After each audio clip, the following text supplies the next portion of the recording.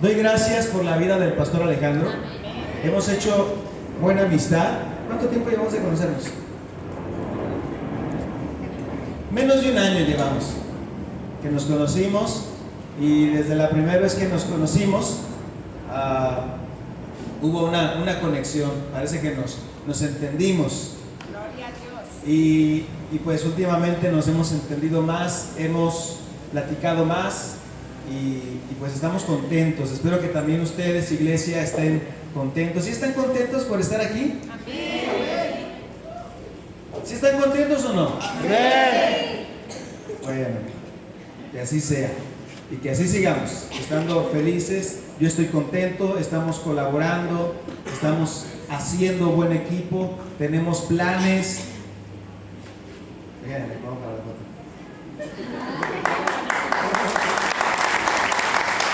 Hay planes, hay proyectos, hay una visión, hay un rumbo por donde queremos caminar, y el pastor y yo estamos de acuerdo en caminar juntos. Hay algunos detalles allí, detalles de cobertura, de organización, pero son detalles. Lo más importante está afinado, creo. Algo muy importante es la amistad, es el respeto. Y puedo tener muchos pastores conocidos. Yo conozco muchos pastores, pero no soy amigo de todos ellos. Amigo, son muy contados, ¿sí? Y me da gusto decir que tengo un nuevo amigo, un amigo con el cual me identifico y vamos a estar trabajando juntos. Así que, el pastor, les presento a un amigo, al amigo Alejandro. Para ustedes, el pastor Javier Alejandro Cano. Yo le puedo decir Alex.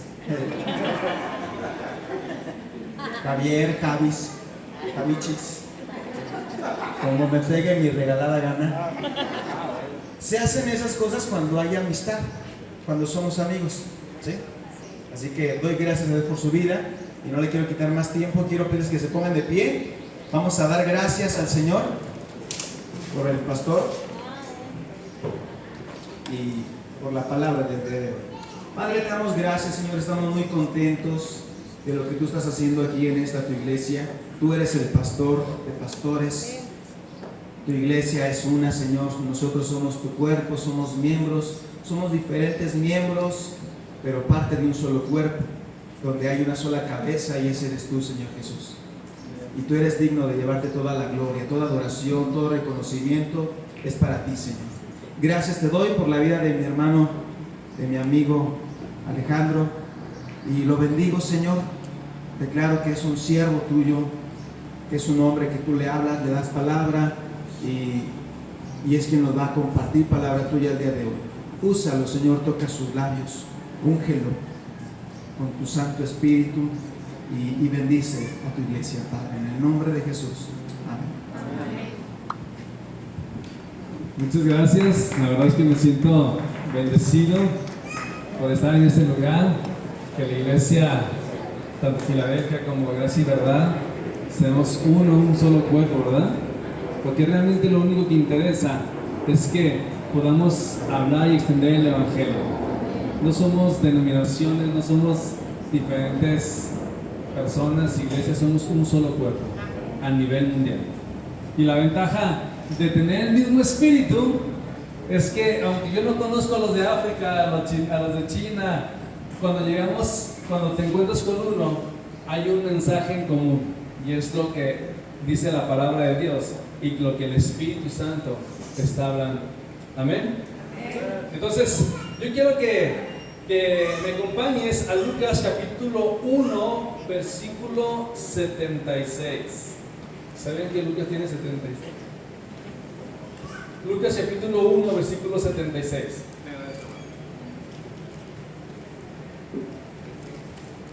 Vamos a continuar con la serie. ¿Cuál es la serie? De los valientes, de los héroes de la Biblia. Y vamos a tocar uno muy importante para mí, uno que en verdad yo admiro, grandemente. Y no les voy a decir ahorita, primero vamos a leer esta porción.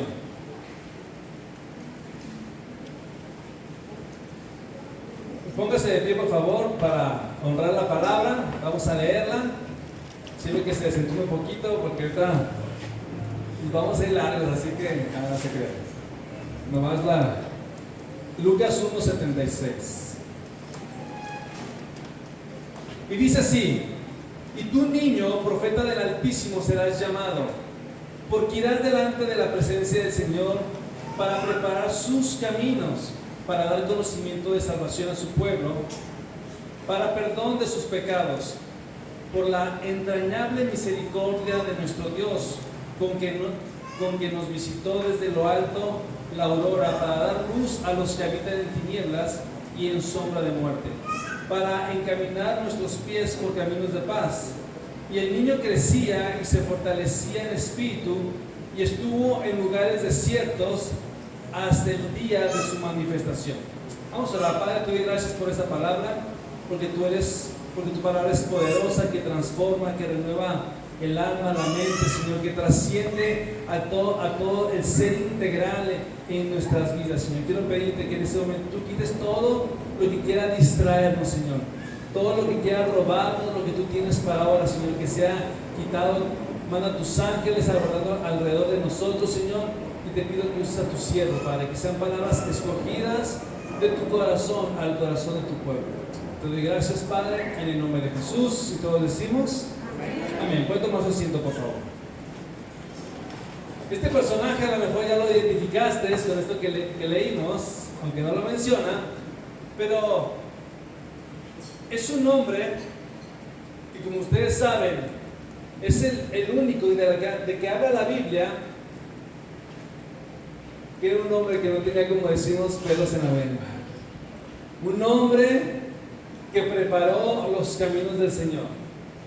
Hasta la Biblia enseña que de hombres nació de mujer, no hay uno más grande que este. ¿De quién estamos hablando? ¿De quién? Juan. Estamos hablando de mi gran amigo Juan, que su apodo de pila era Johnny, así le decían en su cuadra. No se crean. Su título ministerial efectivamente era Juan el Bautista. Un hombre escogido para hacer una conexión con su pueblo. Pero antes de continuar, me gustaría decirte qué significa el nombre de Juan. ¿Cuántos Juanes tenemos aquí? ¿Nomás uno? ¿Ningún otro Juan? Juanita. Ok, significa, es un nombre hebreo, de hecho, es así. Y Dios es misericordioso. El nombre de Juan es Dios es misericordioso. ¿Cuántos creen que Dios realmente es misericordioso? En dos palabras, God is merciful. Dios es misericordioso. Pero verdaderamente, ¿por qué decimos que Dios es misericordioso? A pesar de que Dios le mostró su amor y misericordia, a pesar de que Dios mostró sus milagros al pueblo de Israel, cuando Dios los sacó de Egipto, de esclavitud, Dios le mostró a su pueblo su gran misericordia, ¿cierto? Yo creo que todos pasamos por eso. De tener una vida de esclavitud en el mundo, en el pecado, Dios nos demostró su amor y misericordia y nos alcanzó. Nos alcanzó. El pueblo estaba, lamentablemente, a pesar de que Dios siempre ha mostrado su misericordia, el pueblo se alejó de Dios, se olvidó de sus mandamientos y se alejó de sus leyes y recibió las consecuencias de ese alejamiento, que muchas veces eso nos pasa a nosotros. Cuando tú y yo nos alejamos de Dios, a veces parece que nos entregan a nuestros enemigos, ¿verdad? comienza ese vacío, esa tristeza, esa soledad, que tratamos de buscar en diferentes cosas, pero no lo encontramos. Y luego volvemos nuevamente a Él y nos damos cuenta de que separados de Él, ¿qué? Nada podemos hacer, efectivamente.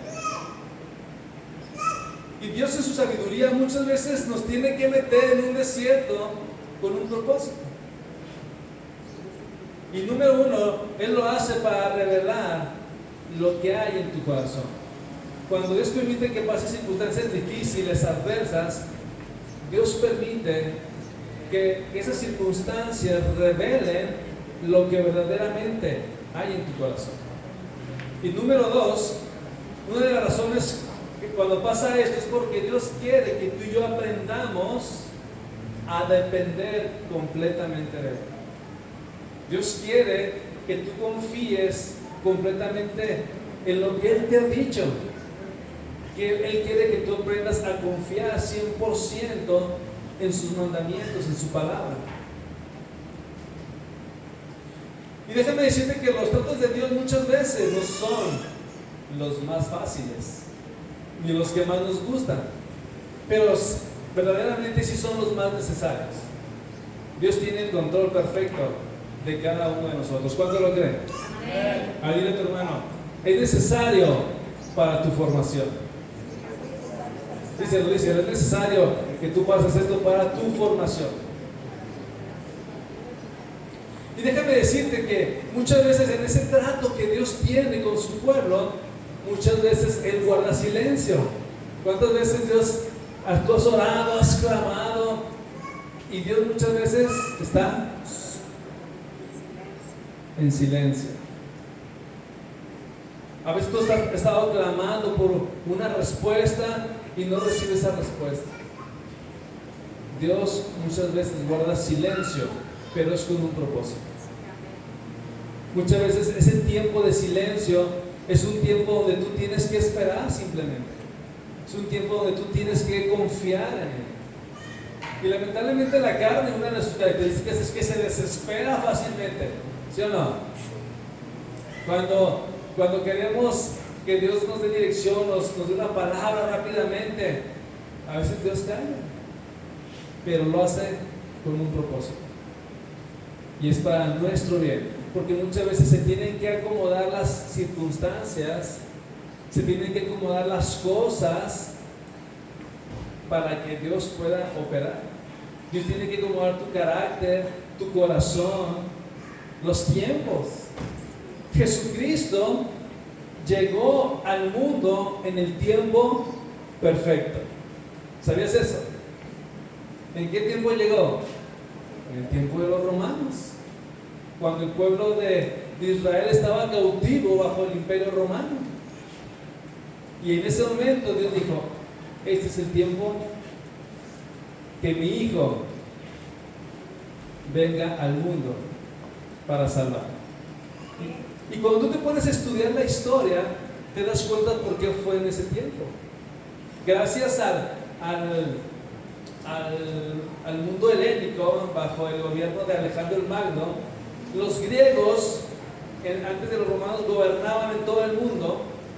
Y Alejandro el Magno hizo una religión, hizo una lengua, hizo una creencia, entonces se difundió un mismo idioma en todo el mundo.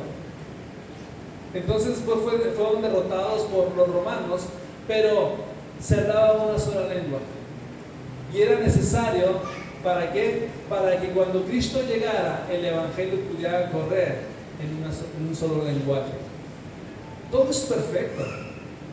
Pero yo digo que Dios guarda silencios porque es necesario.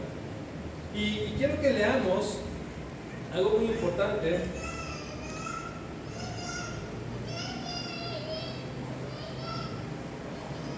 Hay un periodo en la Biblia que está entre el Antiguo Testamento y el Nuevo Testamento. Ese periodo se le conoce como el periodo intertestamentario, que es un periodo de 400 años de silencio.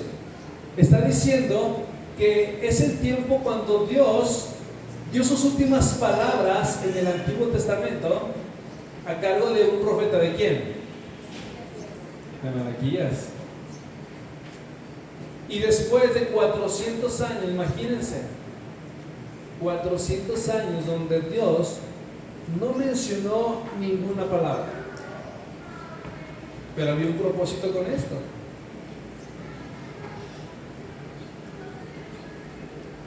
En el capítulo 4, versículo 5 de Malaquías, Dios profiere las últimas palabras que le da a su pueblo Israel. Y les da un mensaje de esperanza sobre un personaje importante que vendría antes de que llegara el Mesías. Y dice así, Malaquías 4:5, dice: he aquí, yo os envío el profeta Elías antes que venga el día de Jehová grande y terrible, y haré volver el corazón de los padres hacia los hijos, y el corazón de los hijos hacia los padres, no sea que yo venga y hiera a la tierra con maldición. Esta profecía fue dada por un profeta, también por otro profeta. Aquí termina Malaquías y termina el Antiguo Testamento. Pero también en Isaías 41, quiero que me acompañen también a Isaías 40, versículo 1.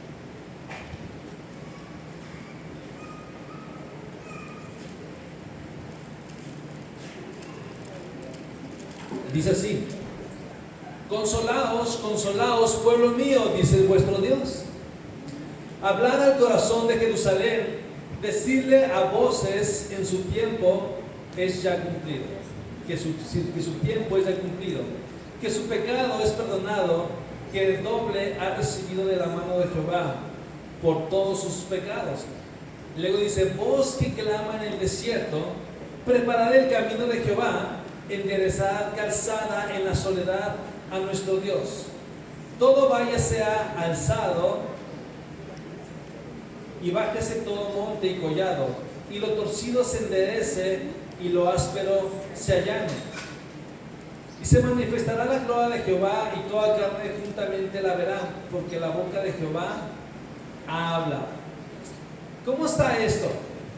Esta profecía de Isaías y de Malaquías está hablando del mismo personaje que estamos estudiando. ¿De quién es? De Juan el Bautista. Dios sabía en su soberanía que iba a haber una persona que le iba a preparar el camino a la entrada al Mesías. Si algo estaban esperando los judíos era el cumplimiento de esa profecía, que llegara este hombre. Y es cuando en ese momento Dios tiene a bien que en el Nuevo Testamento, de hecho vemos en Lucas capítulo 1, como la vida de sus padres, ¿no? Porque Juan el Bautista viene de una descendencia ¿de quién? ¿De qué? De sacerdotes. Viene una descendencia, él nace de una manera milagrosa, ¿no? A su mamá a una edad muy avanzada, sin poder tener hijos. Dice que en ese día le tocó en turno a su padre y ministrar en el templo, tomar el oficio de sumo sacerdote, y entra hasta el lugar santísimo. Y en ese momento él comienza a orar pidiendo esa petición por su descendencia, su heredero. Y en ese momento aparece un ángel y le dice: Dios ha escuchado tus oraciones. Tu esposa Elizabeth va a tener un hijo. Y hasta le dice el nombre que iba a tener. Y este incrédulo, ¿qué hace? Y Señor, ¿cómo va a ser esto? O sea, como que no se la creía, ¿no? Señor, yo soy bien anciano y pues ya soy anciano, Señor, ¿cómo va a ser esto? Y en ese momento el ángel le dice: vas a quedar mudo hasta que esto venga a su cumplimiento. Y bueno, sabemos la historia que nace que no se Juan el Bautista, que Dios lo usa. Pero como leímos al principio, dice que Él estuvo en lugares desiertos hasta el día de su manifestación a Israel. Hasta el día que el Señor dijo, ¿y sabes qué? Ya es tiempo. Ya es tiempo que mi hijo salga al escenario mundial. Ya es tiempo que el Salvador de este mundo haga su aparición en el pueblo de Israel. Y ahí es donde vamos a leer Mateo capítulo 3. ¿Qué hizo Juan el Bautista? Según su profecía, decía que voz que clama en el desierto, preparad el camino de Jehová y enderezad calzada en soledad a nuestro Dios. Todo valle sea alzado y bájese todo monte y collado, y lo torcido se enderece y lo áspero se allane. Para que tú y yo podamos entender exactamente estas palabras, déjame explicarte algo que pasaba en la antigüedad. En la antigüedad, cuando un rey iba a los diferentes lugares del reino, por lo regular siempre iba un séquito de servidores con días de anticipación para preparar la llegada de ese rey. O sea, ¿qué hacían estos servidores?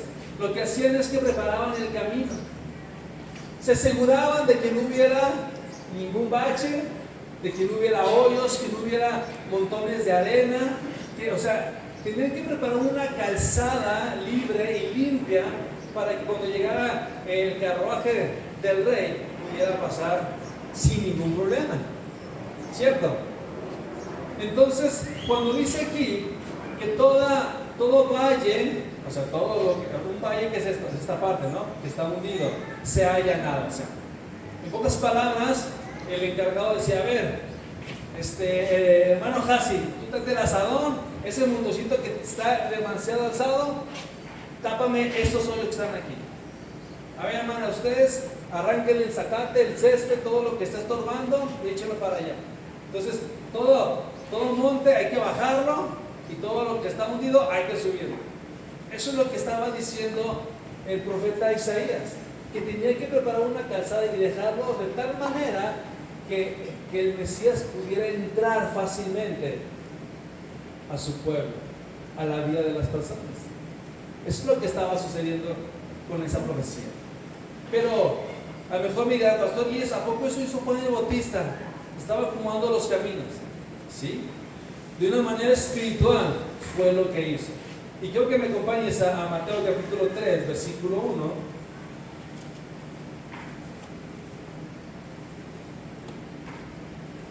No, 3:3.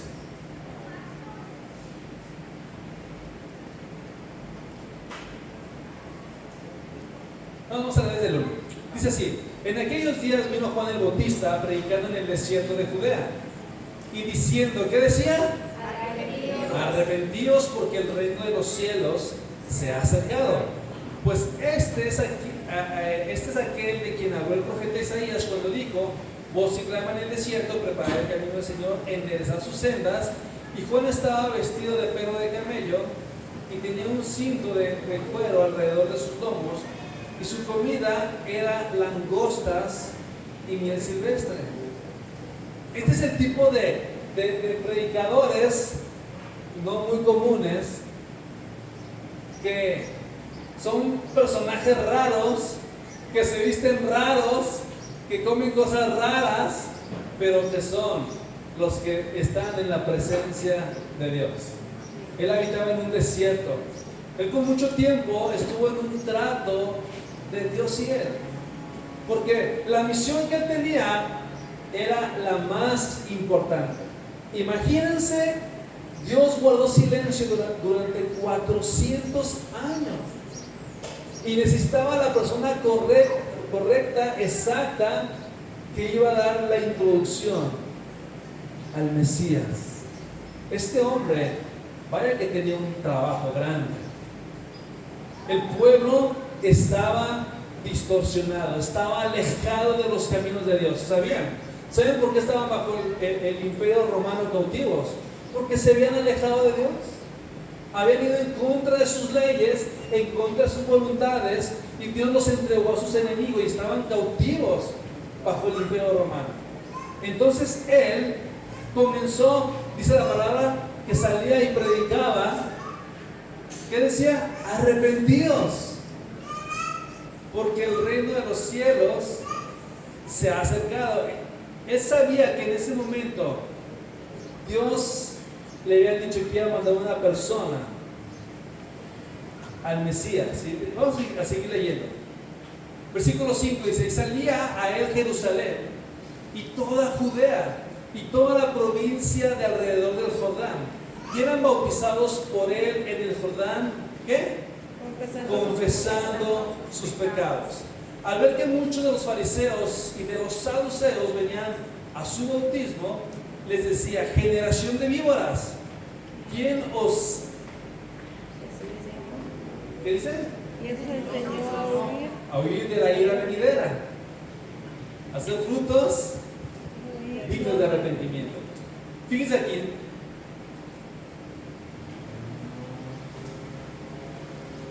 Yo quiero enfatizar algo aquí muy importante. Juan empezó a hacer una práctica que tal vez muchos no lo conocían, que era el bautismo en agua. ¿Quién le dijo a Juan el Bautista que tenía que hacer de esa manera el bautismo? Espíritu Santo.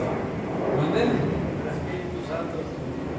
El Espíritu Santo, ciertamente, pero los judíos, me voy un poquito a la historia para que te des cuenta cómo funcionaba esto.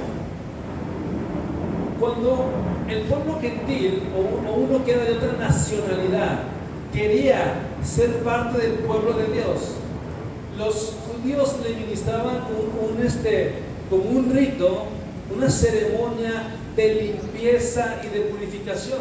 Y lo que hacían es que a este gentil o a este hombre que era de otra nación, lo que hacían es que lo bajaban a las aguas, y esta persona lo que hacía era que confesaba su pecado. Él reconocía que estaba sirviendo a dioses ajenos, que estaba haciendo todo lo que iba en contra de la voluntad de Dios, adorando a imágenes. Entonces eso se administraba a lo que se conoce como un prosélito, ¿no? O sea, una persona que era seguidor de estos judíos. Entonces cuando llega el tiempo de Juan el Bautista, él practicaba eso mismo, pero con el pueblo de Israel. Entonces la gente venía a su encuentro reconociendo y dando un acto físico ante los demás y diciendo: ¿saben qué? Yo reconozco que como judío me he alejado de Dios, viví una vida fuera de la voluntad de Dios, fuera de sus leyes, pero ahora yo me arrepiento. Y dice la palabra que ellos bajaban a las aguas, ¿qué? Confesando sus pecados, reconociendo la condición espiritual en la que se encontraba. Y en ese momento lo que estaba haciendo Juan era que estaba preparando el corazón del pueblo de Israel para que cuando llegara el Mesías Jesucristo lo pudieran recibir sin ningún estorbo, sin ningún pecado, sin nada que estorbara para que él llegara a depositar el mensaje de salvación. ¿Qué papel tan importante estaba haciendo Juan el Bautista al hacer reconocer al pueblo su pecado? ¿Y sabías que ese mismo papel que hacía Juan el Bautista es el que se nos ha sido encomendado? ¿Qué pasa cuando tú y yo hablamos del Evangelio? Hablamos de la palabra. ¿Qué sucede? ¿Qué le dices a una persona cuando le expones el Evangelio? Exactamente, el primer mensaje que uno debe de decir es: arrepentidos, porque el reino de los cielos se ha acercado, ¿cierto? Eso es lo que predicaba Juan el Bautista. Pero yo te pregunto, ¿qué es lo que predicaba Jesús cuando él inició su ministerio? Está en Mateo capítulo 4, versículo 14. Mateo 4:14. Acompáñenme, por favor, Mateo 4:14. Vamos a ver qué es lo que predicaba Jesús cuando inició su ministerio.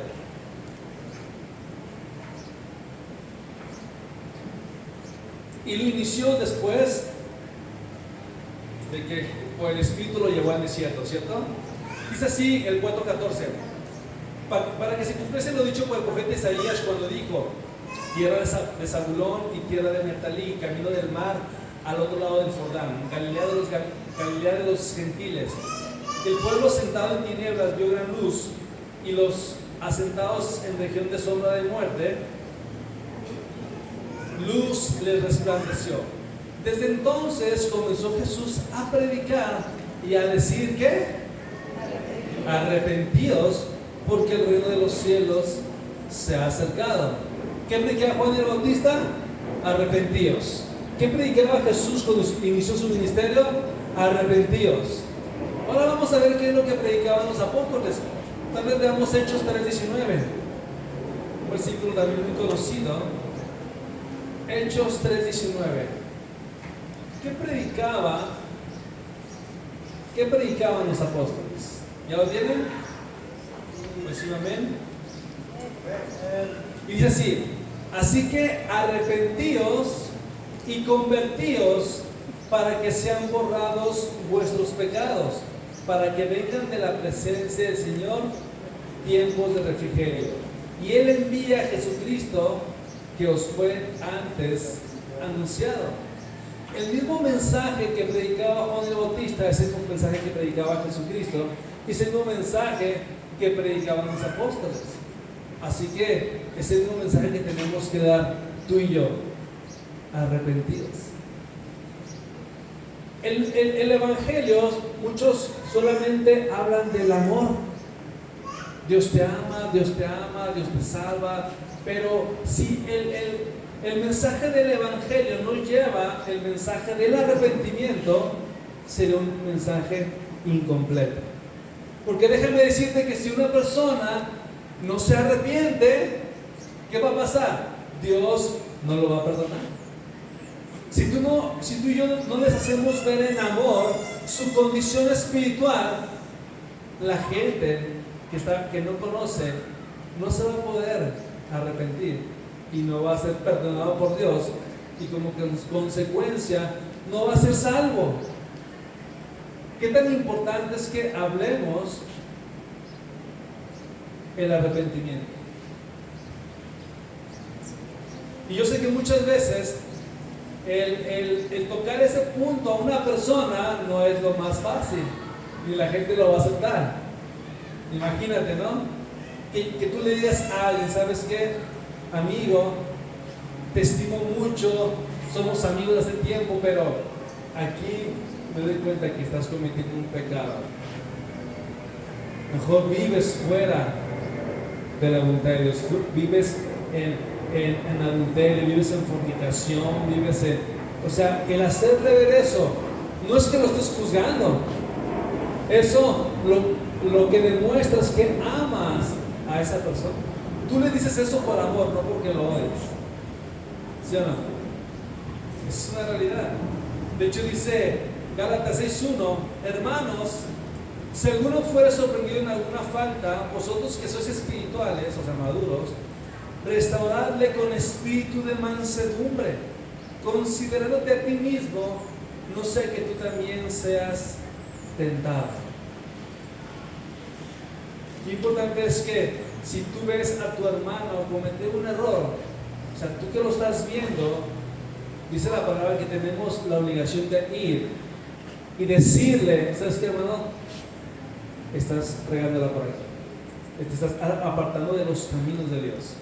Y decírselo en amor. ¿Sabes por qué?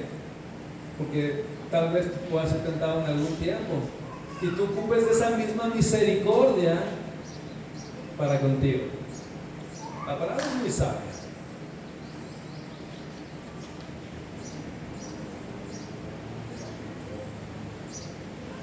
Fíjense lo que a Juan el Bautista le aconteció por hablar la verdad. Juan el Bautista fue decapitado gracias a que le dijo al rey Herodes: oyes, Herodes, ¿cómo se te ocurre andar con tu cuñada, no? ¿Cómo andas con la esposa de tu hermano? El haberle dicho la verdad para que él fuera salvo y fuera libre de la condenación eterna, le costó la cabeza. Y muchas veces el caminar del cristiano es así. El hecho de que hablemos la verdad a muchos no les va a parecer, pero es una obligación que tenemos. No nos podemos callar. No somos simpatizantes del pecado ni de corrientes del mundo. Nosotros tenemos que ser firmes. De hecho, se conoce que Juan el Bautista tenía el espíritu de Elías. Era aguerrido, fuerte, no se quedaba callado, hablaba la verdad. Y nosotros no nos podemos quedar callados. Si tú no le dices a tu vecino, no le muestras dónde está su pecado, no lo amas. Claro que te recomiendo que seas sabio, ora, ayuna, invítalo a comer, no seas algo, pero tienes que decirle la verdad. Y yo creo que el Espíritu Santo va a usar tus labios, tu vida, para alcanzar. Amén. Yo lo creo. No voy a leer el versículo de Mateo 14:5, donde todo lo que pasa para que le corten la cabeza a Juan. Pero sí quiero ir un poquito a Mateo 7, capítulo 21. Así como Juan el Bautista habló un mensaje al pueblo de Dios para volver su corazón al Señor o para hacerles ver su condición espiritual, yo quiero en esta mañana leer este versículo para que tú hagas un autoanálisis de cómo está tu vida el día de hoy. Yo quiero que a través de esta lectura tú puedas darte cuenta si realmente vas rumbo al cielo o no. Y dice así, dice Mateo 7:21: no todo el que me dice Señor, Señor, entrará en el reino de los cielos, sino el que hace la voluntad de mi Padre que está en los cielos. ¿Cierto? ¿Quién es el que entra al cielo? El que hace la voluntad del Padre, no el que solamente le dice Señor, Señor. Le dice: muchos me dirán en aquel día, Señor, Señor, ¿no profetizamos en tu nombre y en tu nombre echamos fuera demonios y en tu nombre hicimos muchos milagros? Entonces les declararé: nunca os conocí, apartados de mí, hacedores de maldad. Yo quiero mencionar la parte de esta: muchos me dirán en aquel día. Esa frase a mí hizo mucho ruido. ¿Cómo está eso que muchos en aquel día, el día que vayan delante de la presencia del Señor, muchos me dirán en aquel día: Señor, ¿no profetizamos en tu nombre y en tu nombre echamos fuera demonios y en tu nombre hicimos milagros? Entonces les declararé: nunca os conocí, apartados de mí, hacedores de maldad. O sea, esto quiere decir que muchos creen que son salvos y cuando estén allá en la presencia del Señor se darán cuenta que no era cierto. Eso yo le llamo la tragedia de Judas. Un apóstol que anduvo con Jesús, caminó con Jesús, comió con Jesús, seguramente comió panes multiplicados, peces multiplicados, seguramente vio resucitar a Lázaro, ¿sí o no? Sanar, y cómo Jesús sanó enfermos, limpió leprosos, y tal vez hasta vio como Pedro caminaba sobre el mar. Sin embargo, Judas no alcanzó la salvación. Eso quiere decir que son como muchos, tal vez cristianos, que van cada 8 días a la iglesia, se congregan, levantan las manos, tal vez diezman, o a lo mejor están aquí en la alabanza, pero lleguen lleguen ese día y Dios les diga, no, tú no eres de los míos. Señor, pero ¿cómo que no? ¿No me hacen alabanza ahí? Adorando y exaltándote. ¿Cómo que no? Aparte, Señor, ¿te acuerdas cuando íbamos a misiones y profetizamos y oramos por los enfermos y sanaron y hacíamos este y el otro? Y Jesús le va a decir, no, nunca te conocí. Apártate de mí, hacedor de maldad. O sea, quiere decir que Dios no nos conoce a todos. Sí nos conoce a todos. Pero a lo que se refiere aquí es que Él no te conoció en su presencia. No tuviste una intimidad día con día, cara a cara con Él. Nomás ibas por costumbre, porque lamentablemente muchos solamente se cambiaban de religión. Ibas a la religión tradicional de 8 días y ahora te cambias a una que ya no es 1 hora, aquí son de 2 a 3 horas. Pero tu vida durante toda la semana es la misma. Nomás te reúnes por quedar bien, por acallar tu conciencia, pero realmente Dios no te conoce en intimidad. Y muchos se justifican que porque tienen dones.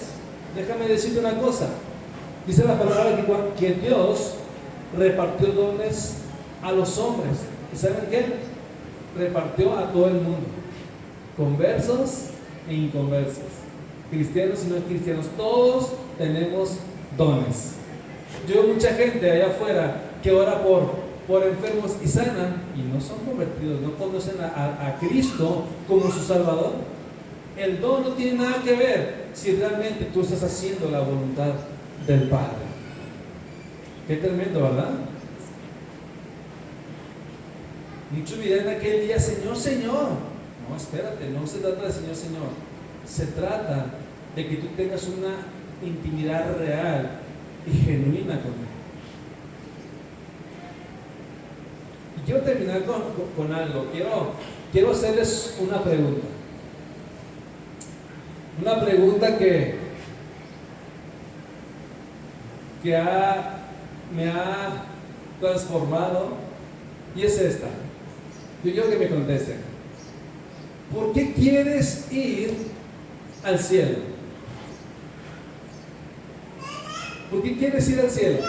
A ver, contesten a alguien. Eli. ¿Por qué quieres ir al cielo?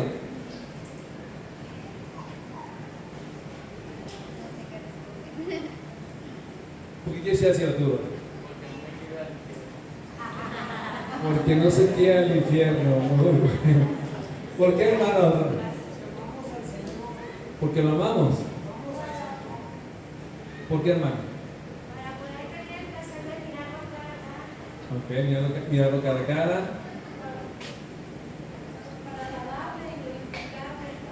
Para alabarle y glorificarle.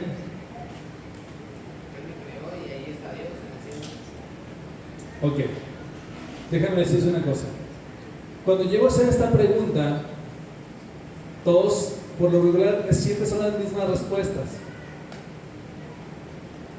Quiero ir al cielo porque le quiero alabar. Déjame decirte una cosa. Tú no necesitas ir al cielo para alabarle. Quiero ir al cielo porque quiero ver su presencia. Tú no necesitas ir al cielo para contemplar la presencia de Dios.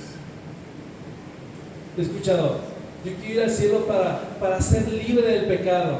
Y déjame decirte, no necesitas ir al cielo para ser libre del pecado. De hecho, la palabra dice que Él no te dio un espíritu de cobardía, sino de poder, amor y dominio propio.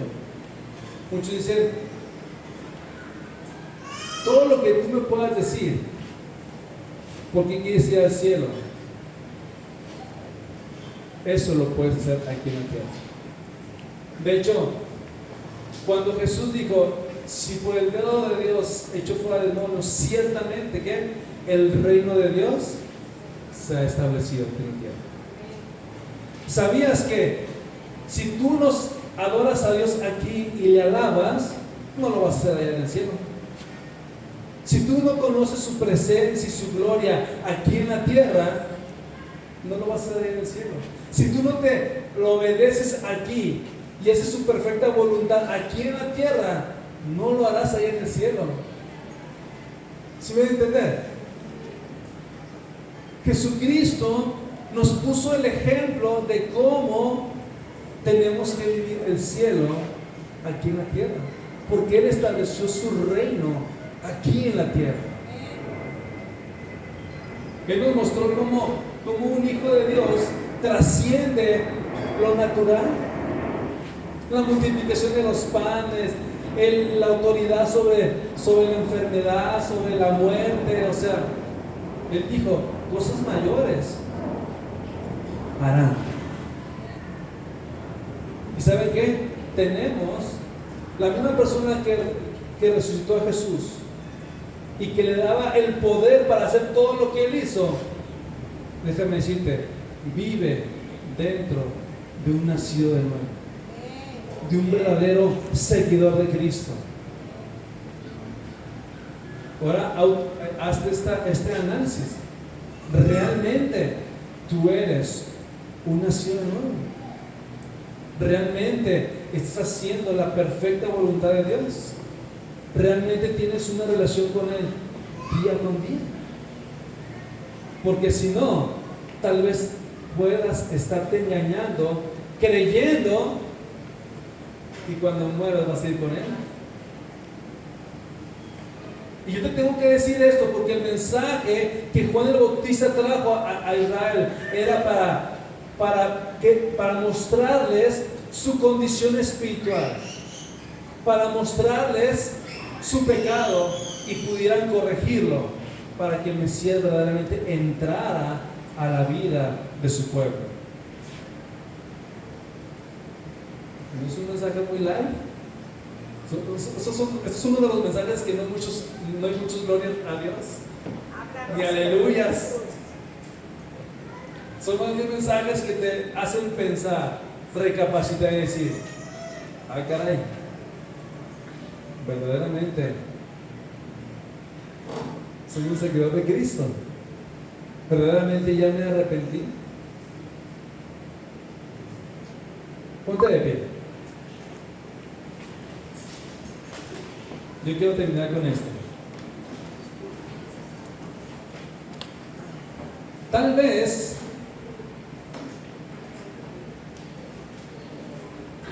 tú hoy puedes reconocer en tu corazón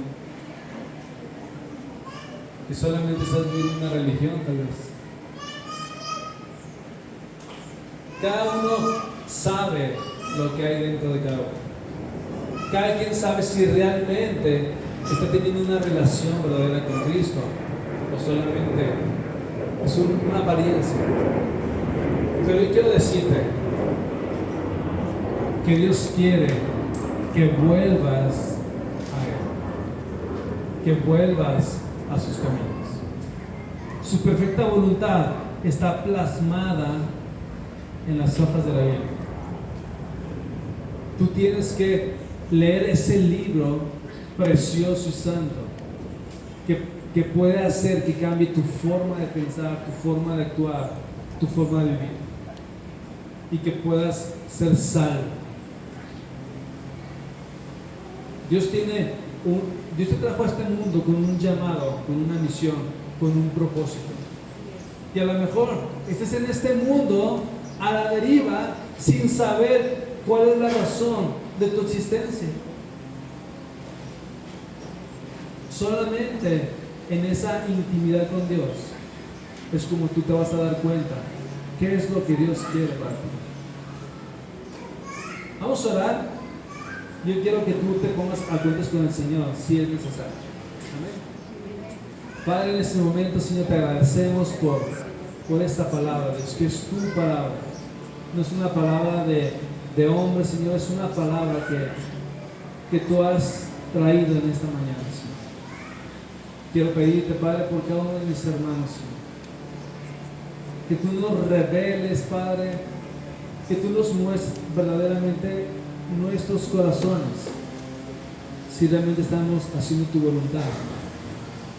O si estamos en lo oculto, Señor, donde nadie nos ve, cometiendo pecados, fraudes, engañando, mintiendo. Yo quiero pedirte, Padre, que nos concedas el arrepentimiento, que realmente seamos ese pueblo santo que te va a seguir, que va a hacer tu perfecta voluntad. Clamo, Señor, por nuevos nacimientos, por aquellos que aún no saben qué es eso, no han tenido un encuentro personal contigo, Señor. Yo clamo que pueda haber esos nacimientos reales y genuinos en cada uno de nosotros.